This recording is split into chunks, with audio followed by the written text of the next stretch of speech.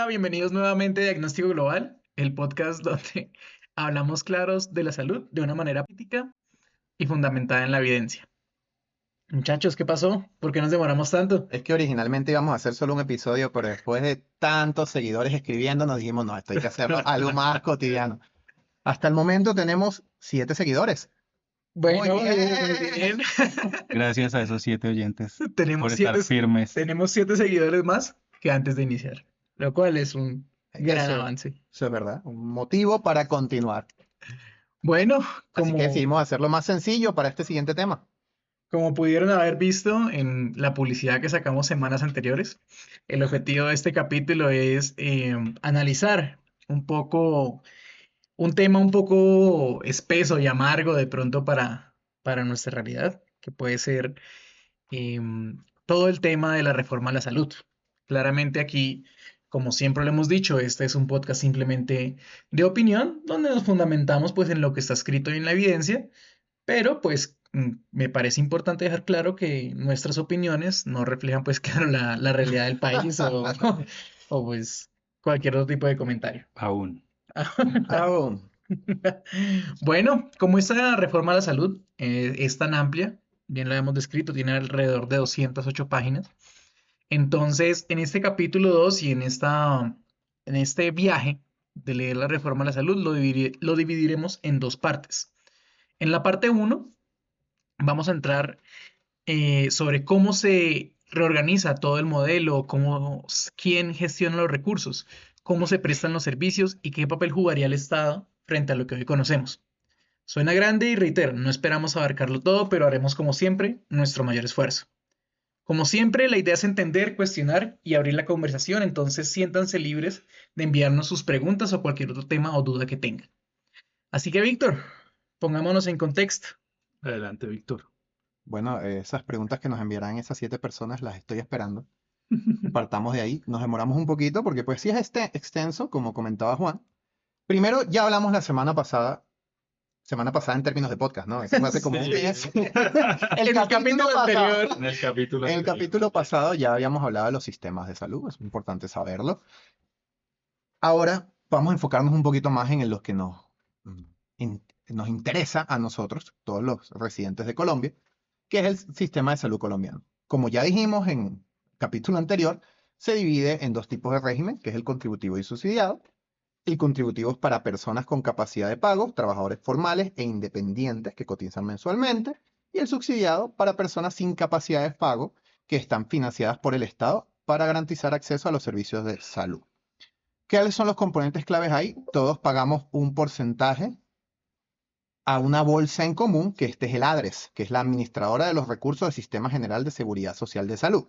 Administra los recursos financieros del sistema, recauda, gestiona y gira el dinero a las EPS según el número de afiliados. ¿Cómo se determina el dinero? Pues a través de la UPC, que es la unidad de pago por capacitación. Es un valor fijo que las EPS reciben por cada afiliado. Para darle un ejemplo, actualmente, si no me equivoco, está en 1.400.000 pesos. No estoy seguro, ahorita lo chequeamos. Después, cuando yo deje de hablar, voy a chequearlo. Ahorita chequeamos cuánto es el monto exactamente, pero si entonces usted tiene 100 afiliados en su EPS, va a recibir 1.000.000 por cada uno de ellos. ¿Ok? Y pues después las EPS son esos intermediarios entre el sistema y los usuarios. O sea, el ADRES le da la plata a la EPS y la EPS continúa eh, y se encarga de administrarnos salud y de que todo esté gestionado y todo esté financiado. Entonces, de alguna u otra manera podemos decir que nosotros pagamos la salud y eventualmente, pues el gobierno distribuye a un intermediario privado que es el que nos provee de salud Que son directamente, estas CPS. que son las EPS, exactamente. Eso nos lleva a uno de los primeros temas que creo que fue uno de los que resonó inicialmente cuando salió esta ponencia de la reforma de la salud, que fue la eliminación progresiva de las EPS. Jaime, ¿qué piensa usted? ¿Por qué cree que esta fue una de las principales propuestas? Bueno, las CPS en este momento actúan como intermediarios, bien menciona Víctor. Entonces, a través de ellas es que se gestionan, digamos, estos recursos y se administran a las IPS, que son las instituciones prestadoras de salud. Que hay un problema y es que se presenta una fragmentación del sistema de salud. Es decir, hay unas EPS con mayor cantidad de afiliados que reciben más dinero y hay unas EPS que reciben menos, precisamente por la cantidad de sus afiliados. Pues la eliminación progresiva lo que podría permitir, o la idea con el gobierno es que haya una mayor centralización de los recursos para poder, digamos, distribuirlos de una manera más justa e igual. Ok, pero si nos vamos directamente a la reforma, de hecho, en el documento hay una parte donde explica que se reconoce que hay una falta de supervisión del Estado y un marco normativo flexible, que esto también pudo haber contribuido al deterioro de las EPS.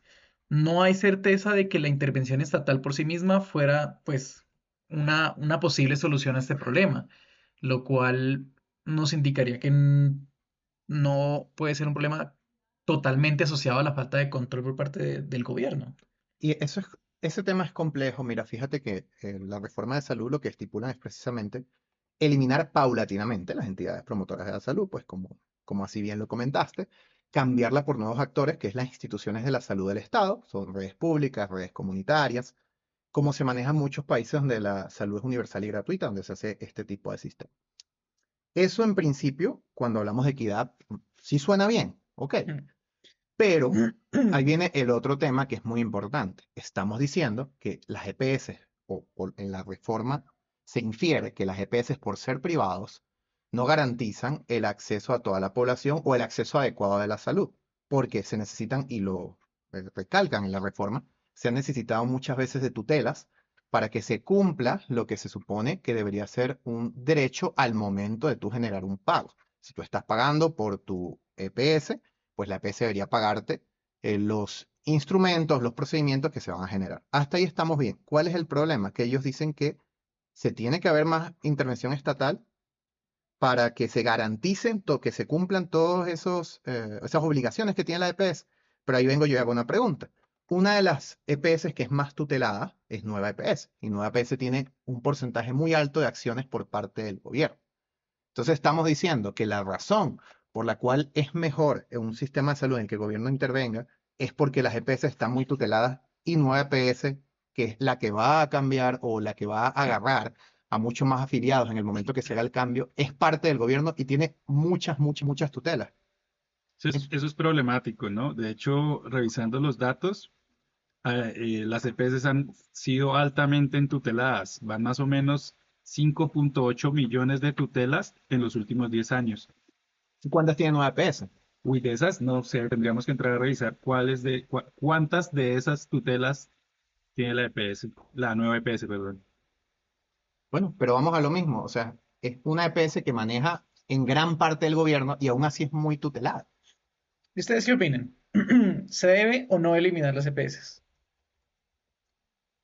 Bueno, antes de pasar a esa pregunta si deben o no ser eliminadas, la pregunta sería, ¿quién tomaría esa función? Porque mal o bien, ellas en este momento están desempeñando un rol que es importante, sea que no lo estén cumpliendo de la mejor manera, pero pues eliminarla y quién lo asume, entonces el Estado.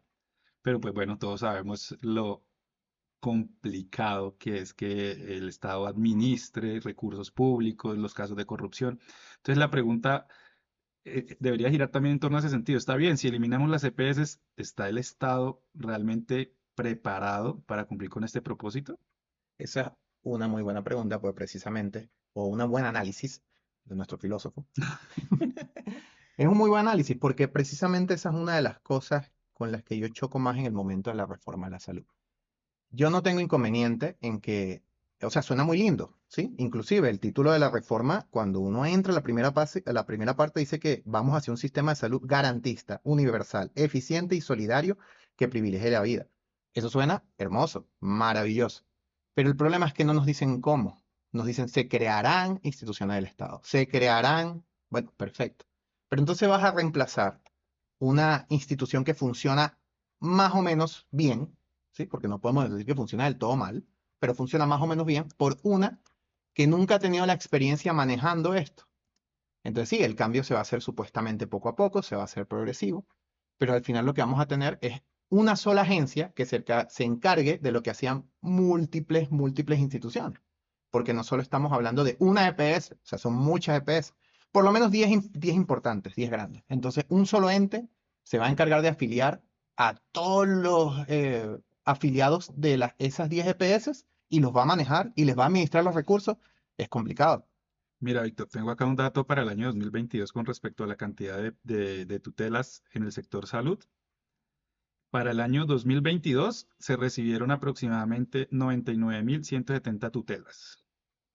O sea, implica el 63% de todas las tutelas.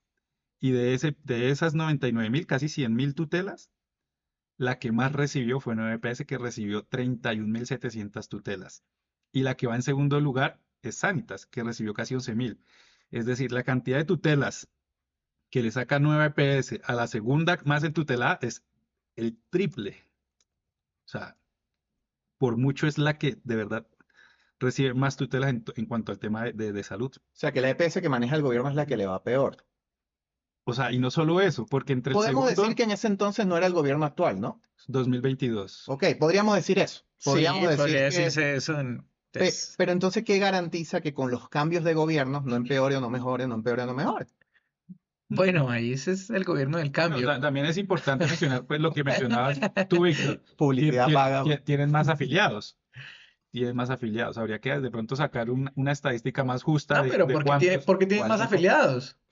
Porque han ido absorbiendo otras EPS que han liquidado. Ok, O sea, yo entiendo que se han hecho cargo de consecuencias de mala administración de otras EPS. Ok, sí, hasta ahí lo podemos entender. Que han entrado en un momento de caos para resolver situaciones complejas. O sea, una EPS, Salucop, desaparece Salucop, nueva EPS agarra a todos esos afiliados. Ok, se encargó en el momento de caos. Eso lo puedo entender. Pero podemos afirmar también que no es solo encargarse en el momento de caos, no es solo reaccionar, es planificar, es hacerlo bien. Entonces, si tú ya eres la EPS que se va a encargar de absorber a todos esos afiliados cada vez que haya un momento de caos, tienes que tener un plan, una manera que funcione bien o que por lo menos reduzcas la cantidad de inconvenientes que se ven expresados ahorita en tutelas. Porque ellos hablan mucho de que las tutelas, y lo usan mucho en la reforma de la salud, de que ellos muestran las tutelas para decir, mira, no funciona porque hay muchas tutelas, pero la mayoría de tutelas están en la EPS que es parte del gobierno. Entonces, eso es lo que me conflictúa más con esta reforma de la salud, al menos en el primer punto que estamos hablando. y es cierto, si uno se va de nuevo a la reforma, digamos que uno podría extrapolar dos puntos, uno a favor y uno en contra, sobre la pregunta de si el Estado está realmente preparado para asumir esas funciones. A favor, el documento plantea que una rectoría y de pronto una gobernanza más fuerte permitiría desarrollar la capacidad estatal y el manejo adecuado de los recursos. En la reforma, refiere que hay ineficiencias por parte privada. Ahora bien, el punto en contra de este nuevo orden que proponen es que el mismo texto también indica que hay problemas históricos de coordinación, de organización, de burocracia, que podría incurrir en las mismas o peores, bueno, o tal vez mejores, condiciones, El beneficio de la duda. condiciones del Claro. servicio, pero o sea, el único problema que siempre a veces veo en la centralización de los recursos es que es como poner todos los huevos en una sola canasta, Correcto. ¿sí? Entonces, si se caen, por algún motivo no hay flujo en esa centralización de recursos, todos se van a ver afectados, porque no hay Ujú. segmentación. En cambio, ahorita de pronto con la segmentación que existe con las EPS, tanto privadas como pues del gobierno, sí se cayeron, pero no todas, y por lo menos no todas al mismo tiempo, porque todas están con recursos de manera diferente Y administrados. hay cierta libertad en cuanto a que podamos elegir una por sobre otra. Ujú. En cambio, Podríamos cambiar libremente de ese eso. fue otro punto de la reforma, y es que nos iban más que todo como a asignar por zonas cuál sería nuestra unidad prestadora de salud, de Ujú. servicios, y pues digamos que estamos Centro de Atención forzados. Primaria en Salud, CAP. Es exacto, Las capas. las CAP. Estamos de una u otra manera forzados a que nos tienen que atender ahí. Y si por algún motivo no está el especialista o está copado de citas, ¿cuál va a ser la respuesta? Porque según entiendo, con las CAP uno no se puede pasar de una capa a la otra. No, tienen que remitirte. Ujú. Tienen que remitirte si Y, no hay los recursos. El texto dice que en caso de que tú llegues a un CAP y no hayan los recursos para operarte, también. para tratar tu adicción al alcohol, Juan ha mejorado en eso, señores. Si un CAP no tiene los recursos, vas a ser remitido a otro que sí los tenga. Pero vuelve y pasa, y esto es lo mismo que estamos viviendo Hay actualmente. remisiones, Hay remisiones, referencia contra referencia, llega la Vamos a hacer los aquí, medicamentos que aquí no hay, que vaya para la otra sede. vamos a hacer aquí el papel de pros y contras, como bien decía, sí. Eso es una de lo que plantea, eso es una de las cosas que plantea el Estado para este cambio, es que hay ineficiencia, corrupción y opacidad, que por eso no hay medicamentos, ¿sí? Que por eso no se remiten a los pacientes cuando se deben, que por eso no hay la cantidad de especialistas. Ahí entramos en otro tema médico, pero eso lo hablaremos en la segunda parte No, de este podcast. y- Pero, ¿qué es lo positivo? ¿Qué es lo positivo que uno podría ver acá, ¿ok? De la eliminación de las EPS. Reduce la fragmentación del sistema, ¿sí? En Ujú. teoría, según lo que ellos exponen, es mejor un sistema único que funcione bastante bien a uno fragmentado que funcione mal. Ahora, pues ahí entraríamos en el tema de debatir si el fragmentado de verdad sí está funcionando mal o no, pero bueno, por el momento no es, no es lo que tenemos que hablar ahorita. Se fortalece el papel del Estado como garante del derecho a la salud, como ya hablamos en Colombia, es un derecho, Derecho. exactamente. Entonces, pues sí, se garantiza el derecho a la salud de todos, ya que el Estado va a formar parte importante en generar ese derecho de las personas. ¿Qué contras vemos ahí? Y yo creo que la conversación nos ha llevado que por lo menos en la eliminación progresiva de las EPS quizás no estamos de acuerdo. Ojalá nos equivoquemos. O sea, yo siempre digo lo mismo. Ojalá las Para bien. cosas, sí, exacto, Ujú. que las cosas en las que estamos en contra en realidad funcionen para bien, o las que no vemos que estén funcionando ahorita, o no vemos una posibilidad futuro de función en el futuro adecuada, pues de verdad sí funcionen bien. Pero hay un riesgo de colapso inminente si eso no se hace bien. O sea, si tú quitas a Sí, la persona encargada y total. pones a otra con mayor burocracia, que no conoce el tema, que no tiene la experiencia, pues el riesgo de colapso es total. Y no va a haber forma de escape. Por ejemplo, hay EPS liquidadas, me voy para otra EPS, o no estoy de acuerdo con esta, me desafío y me voy a otra EPS. Ahí ¿Y el personal de sí, la EPS qué? y ahí sí Por no. cierto, Pero hay que tomar en cuenta algo. De pronto el personal de la EPS se terminaría reubica. siendo reintegrada, Personal del CAPS. pero el personal del CAPS, porque igual, o sea, claramente al montar una reforma igual centralizada, igual una sola persona no puede, o sea, textualmente, no podría deliberar recursos hasta todas las partes del país. O sea, eso es muy grande. Yo honestamente no veo, por ejemplo, el tema del acceso. Siempre mencionamos en el capítulo pasado que la cobertura de, sí, o sea, el porcentaje de afiliación a un sistema, bien sea subsidiado, público o privado, está por encima del 99%. ¿Qué cobertura no era igual al acceso? Habían zonas en las que evidentemente no había problemas para acceder a los servicios de salud. Me parece a mí que la reforma o el documento de la reforma no es claro en esto. Es decir, tenemos problemas ahorita. Hay cobertura, más del 99%, pero hay problemas de acceso. La reforma no muestra el camino cómo se va a solventar ese problema. O sea, establecer un sistema único, integrado, centralizado, manejado por el gobierno. Pero ¿y cómo vamos a Yo resolver el problema de te acceso? voy a dar un ejemplo muy bueno, que una de los sistemas que utilizó el gobierno actualmente para decir que tiene que haber un cambio y que un cambio se puede lograr y que se hace de manera progresiva fue el sistema italiano, ¿no? Ese fue el sistema que utilizaron, incluso se reunieron con el ministro italiano en ese entonces y, bueno, perdón, el ministro no, con el embajador italiano y se habló de todo este tema, ¿vale? El sistema, la reforma del sistema de salud mental en Italia, para darle un ejemplo, solo de la parte de la salud mental, ¿sí? No hablando del sistema en sí, duró aproximadamente 38 años Uf, en reformarse. O sea, inició en 1978 y terminó en el 2017. o sea, tendríamos que darle al gobierno de turno 38 años. El problema es no, es otro tema. El problema, Víctor, algo de comentar sobre un régimen tan no, largo. por ¿Estás el de acuerdo? momento. ¿Estás de acuerdo en los No, regímenes así de largos, Víctor?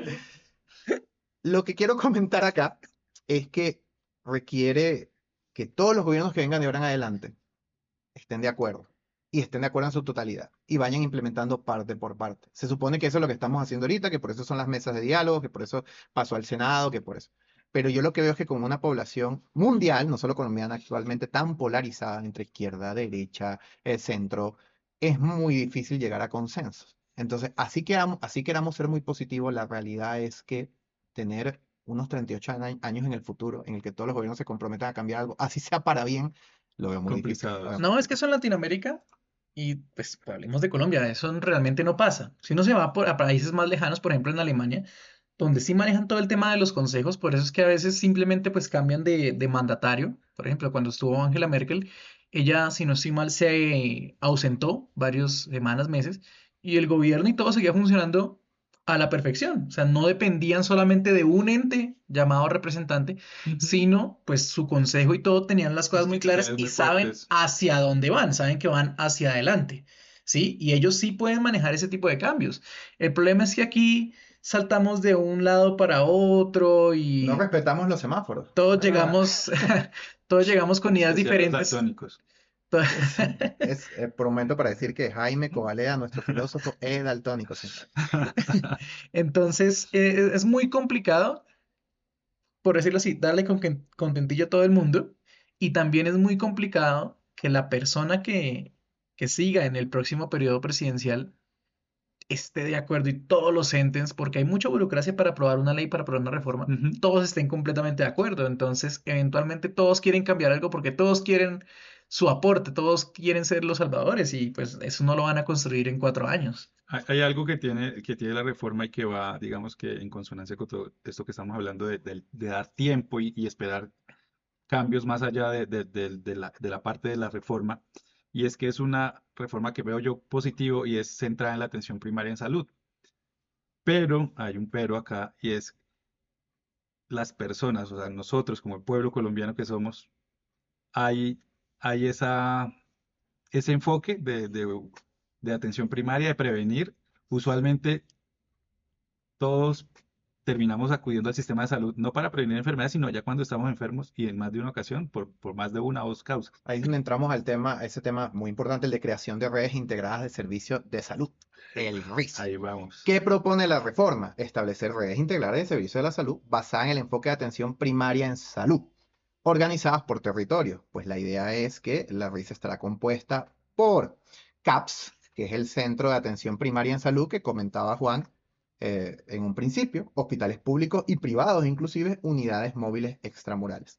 Es verdad, tiene completamente razón Jaime aquí. Y eso creo que lo hablamos muy por encima en el primer capítulo de hace una semana en términos podcásticos y hace como un mes en términos reales, en el que comentábamos que nosotros somos responsables de nuestra salud, ¿sí? Sí, Es no solo bueno, sino lo mejor fomentar eso en todas las personas, que cada quien sea responsable, que no vayamos al médico cuando tengamos 5 dolores acumulados, sino vayamos con el primer dolor. Esa parte es súper, súper importante y sí creo, y sí hay estudios de eso, que va a generar una mejor condición no solamente de salud en las personas, sino por ende económica, laboral en el sistema colombiano. En ujú. eso yo estoy completamente de acuerdo, es un sistema muy europeo, se utiliza mucho allá, pero ahí es donde vamos a cambiar el chip a la mentalidad latinoamericana. Cuidémonos primero, Sí, de acuerdo. ¿cómo hacemos ahí? Fíjate, este tema es muy bueno porque yo no quería que pensaran que uno simplemente está en contra de la reforma y ya, ¿no? Queríamos decir los puntos positivos y los puntos negativos. Este punto a mí me parece muy positivo. Y creo que si en algún momento vamos a rotar hacia un sistema de salud universal, lo primero es que tenemos que garantizar por 20 años es que las personas tengan ese cambio de mentalidad y estén enfocadas en la atención primaria. Hasta que eso no ocurra, creo yo que lo siguiente no puede ocurrir. Yo les voy a decir algo. Adelante. Yo estuve implicado directamente en la creación de De la una de estas reforma. redes, Juan, de estas No, redes y de manejo de unidad de una APS ok. en un departamento de Colombia, vamos a decir. Eso no está en tu hoja de vida, Juan. Linden. Entonces, tuve la oportunidad de estar 3 meses trabajando con ellos y la idea, igual que Víctor, me pareció genial. Mucha gente que hace años, años de verdad, años, ni siquiera con creación de historia clínica, no iba a hacerse un chequeo, digamos, básico, Ujú. una que otra pesquisa en términos, por ejemplo, un adulto mayor de 50 años, hombre, antígeno prostático, Sí, ¿sí? correcto. Que tenía 70 años y jamás. Era un señor de campo, organizado y todo, pero pues no, no iba a la ciudad, simplemente vivía en su campo, nació en su campo y se creó en su campo. Y digamos que en este proceso, que como les digo, la fase inicial fueron 3 meses, pues fue interesante porque pudimos llegar a estos lugares, digamos, recónditos de este departamento, donde realmente no llega uno es a pie o en caballo, ¿Qué entonces departamento dijiste? no he hecho el departamento. El Ah, departamento es, ver las técnicas va a de... ser un secreto. Ok, está Yo bien. sí sé cuál es. Fíjense que yo no sé. Bueno, a ver, Entonces, continúa. entonces ese punto, hasta ahí me parece bien. Ok. Y que les digo, funciona para prevenir o de pronto para manejar enfermedades que estaban fuera de control y puede que tengan un impacto en la persona. ¿Qué pasa con esto? Estos controles toca hacerlos periódicos, ¿sí? Y los recursos que el gobierno financió, digamos, en esta primera fase o fase piloto, que fue este pequeño experimento de 3 meses, ahora el gobierno no los está pudiendo volver a generar, ¿sí? Porque claro, los equipos estaban compuestos de un médico, una enfermera, un odontólogo, ontóloga, auxiliares de enfermería, con todas las actividades pues de PIP, PIM. ¿Listo? Al inicio de este grupo se armaron para esa región específica 3 grupos con los recursos iniciales del gobierno a la prueba piloto. ¿Listo? Ahora solamente pudieron armar un grupo Ok, para abarcar igual la la misma misma. cantidad de territorios que abarcaron con 3 grupos. ¿Qué quiere decir esto? No era porque se presentaran menos oportunidades laborales para el personal de salud, sino que el gobierno no soltó los recursos para tener la capacidad de armar 3 grupos, sino solamente un grupo. ¿El porqué de ¿El esa por qué? no soltada? ¿El por qué? Porque no es Porque sostenible en el tiempo liberar tantos recursos para la prevención. para la prevención. No es viable por el sistema aquí en Colombia como lo manejamos actualmente. ¿Listo? El gobierno o no quiere o no tiene la capacidad.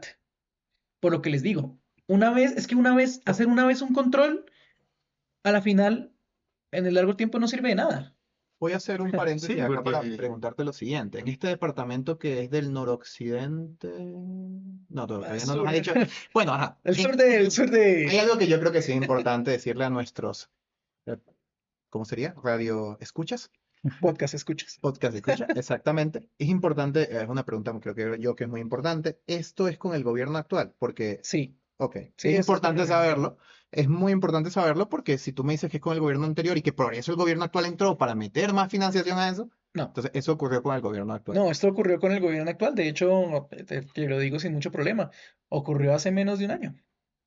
Ok. Estuve yo, pues me invitaron a este proceso y lo que te digo, con mis colegas, porque como te digo, éramos 3 grupos, decíamos como, bueno, ok, chévere que fuimos, claro, chévere que pudimos ver, chévere que hicimos el control, chévere que de pronto personas que estaban con, un ejemplo, colesterol alto, entonces pudimos formularle medicamento para el colesterol alto. Ok, y eso quedó así. ¿Y No hay cuándo? seguimiento. ¿Cuándo? No hay seguimiento. Entonces, renovación de fórmulas, por ejemplo, ¿quién les va a renovar el exactamente. medicamento? Entonces, lo que se pensaba, No hay infraestructura, pues. ajá, no está la infraestructura. Y yo entiendo que es un plan piloto, o sea, créanme que yo no esperaba que de una vez vinieran con un plan a 5 años. Para mí es completamente consciente que era un plan piloto. 38 años en Italia. Pero, pero, ¿cuál era el objetivo? Ver si era, del plan piloto, ver si éramos capaces de mantenerlo, tratar de montar una infraestructura, hacer el primer acercamiento y luego darse cuenta que realmente no podían financiarlo, porque les digo, pasar de 3 a 1 Bastante. es una reducción de gastos bastante amplia. Ok, lo cual nos lleva al siguiente tema, que es la administración de los recursos. Porque, claro, si estamos diciendo que el gobierno actual no tiene recursos para financiar un plan de prevención, yo lo veo de la siguiente manera. Y como comenté, a mí me parece que es genial incentivar a las personas a que se cuiden a sí mismas. Y yo creo que ese debe ser el enfoque, pero parece que cambiar la mentalidad. La otra opción es ponérselas en bandeja de plata y es metiéndole dinero a esa prevención para que nos vean actuando.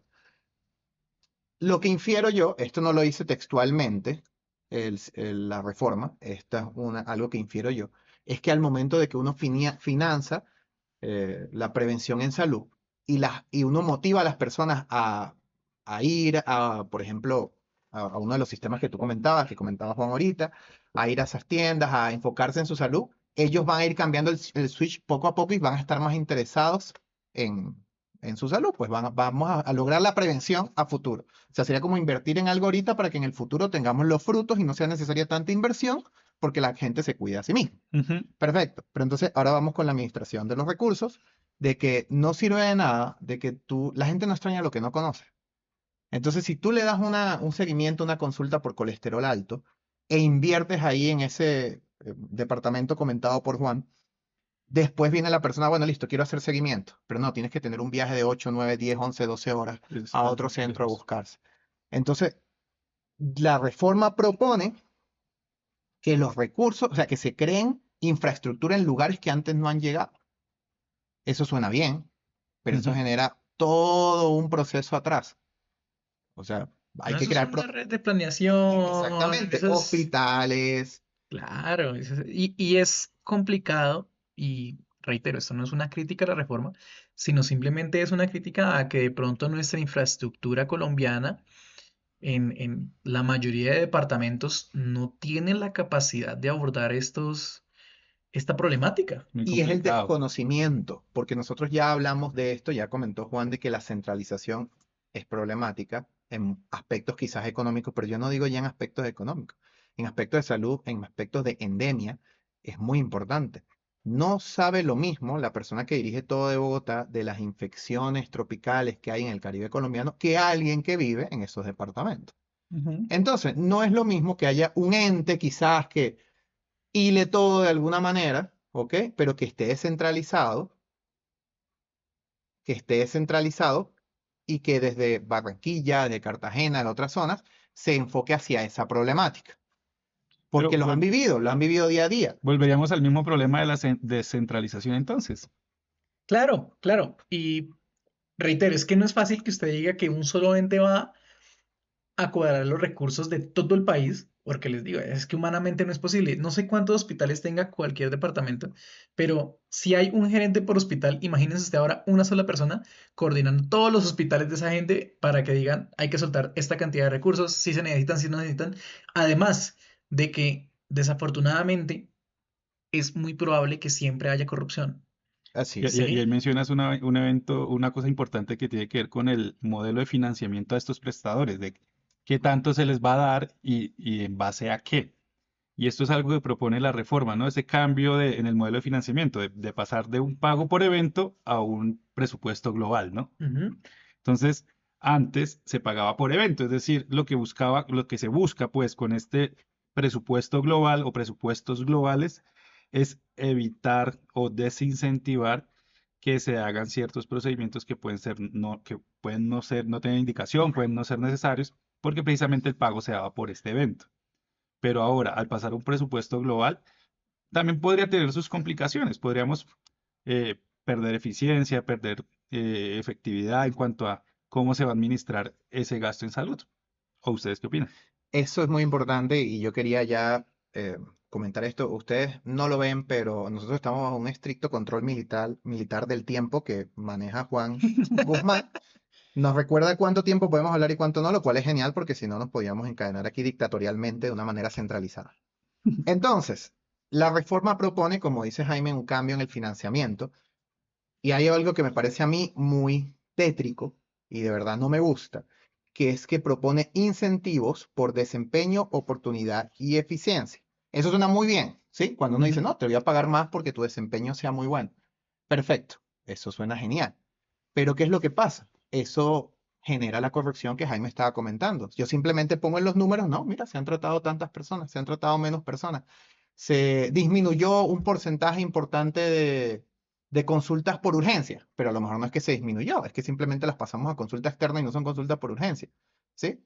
Entonces Ujú. ahí ya tú generas la impresión de que estás siendo eficiente, pero no es así, no necesariamente es así. Entonces cuando es complicado el tema porque sí entiendo que la eficiencia tiene que ser recompensada de alguna manera.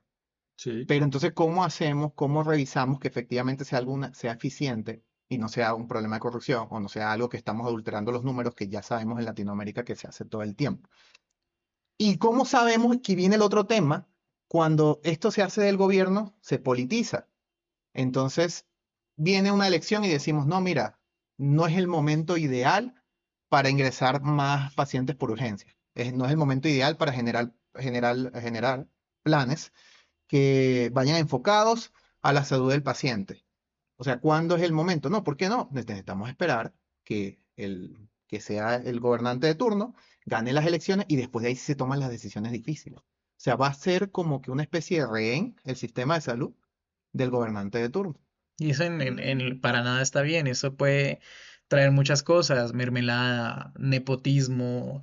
O sea, siento que es un tema complejo y claramente tampoco aspiro que lo solucionemos en el podcast. Pero como siempre, pues buscamos es el tema, pues generar un conversatorio que Incentivar el cuestionamiento. Exactamente. Eso es lo principal y lo más importante, es que ustedes se cuestionen absolutamente todo. No si la Tierra es redonda o no, por favor. Cuestiónense cosas un poquito más serias. Pero sí, hay que cuestionarse las cosas y nosotros de aquí, de corazón, yo creo que los tres estamos buscando los pros y los contras de la reforma. Sí. Porque si me dicen que simplemente vamos a buscar la manera de financiar de una manera sostenible en el tiempo la prevención de la enfermedad, a mí me parece genial. Si me dicen que vamos a quitar las EPS mañana, no me parece tan genial. Si me dicen que vamos a ser rehenes del gobierno por el sistema de salud, me parece patético. Entonces sí, hay que buscar lo bueno y lo malo. Encárguense ustedes de hacer eso. Muchas Bueno, gracias. muchas gracias a todos. Así cerramos esta primera parte del capítulo 2 de Diagnóstico Global. Hoy hablamos de los pilares estructurales de la reforma a la salud, los cambios en la organización, financiación y una pequeña parte de gestión del sistema. Sabemos que es un tema complejo y amplio, pero lo importante es que comencemos a desmenuzarlo y sobre todo a cuestionarle. En la segunda parte de este capítulo, que esperemos esté disponible en los próximos 15 días, vamos a enfocarnos en cómo estos cambios impactan directamente en las personas, los pacientes, el personal de salud y el acceso a medicamentos y tecnologías. Esperamos que no se lo pierdan. Recuerden que pueden encontrarnos en Spotify y YouTube. No olviden suscribirse, activar las notificaciones y seguirnos en Instagram como @diagnóstico_global. Nos encanta leerlos, saber qué opinan y qué temas les gustan que toquemos.